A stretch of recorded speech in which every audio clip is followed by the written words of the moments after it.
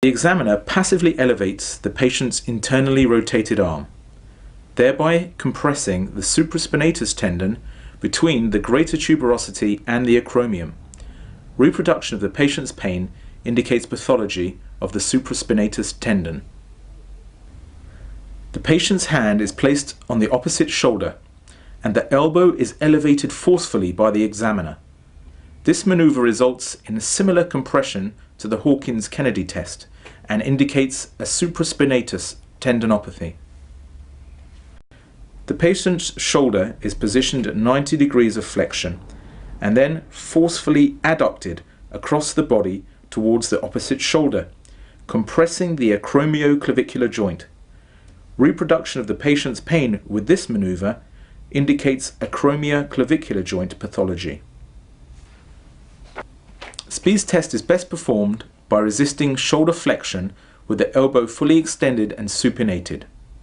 Pain elicited in the bicipital groove with this maneuver is a positive test.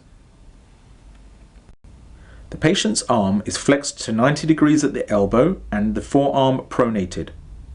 The examiner then resists the patient's attempts to supinate the forearm and externally rotate the arm, whilst palpating the bicipital groove. Dislocation of the biceps tendon out of the bicipital groove indicates a tear of the transverse humeral ligament. Pain in the bicipital area without dislocation indicates pathology of the biceps tendon. The examiner forcefully internally rotates a 90-degree forward flexed arm, causing the supraspinatus tendon to be impinged against the inferior surface of the coracoacromial ligament. Pain and grimacing implicates impingement of the supraspinatus tendon. The examiner stands alongside the patient on the affected side. Position the arm into 30 degrees of abduction and then, while supporting the patient around their waist on the opposite side, ask the patient to resist your attempt to push the arm into adduction.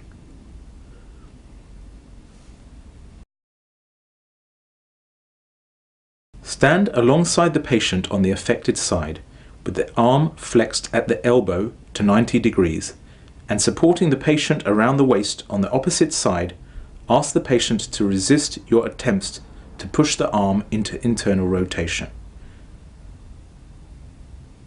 Stand alongside the patient on the affected side with the arm flexed at the elbow to 90 degrees and supporting the patient around the waist on the opposite side. Ask the patient to resist your attempt to pull the arm into external rotation. It's important to ensure your pressure is applied above the wrist to avoid undue stress across the wrist joint. The affected arm is placed into maximum abduction and the patient is asked to slowly lower the arm to their side. A sudden dropping of the arm suggests a rotator cuff tear. With the patient lying on their back, their arm is abducted to 90 degrees and then slowly externally rotated whilst the examiner watches for signs of apprehension and guarding.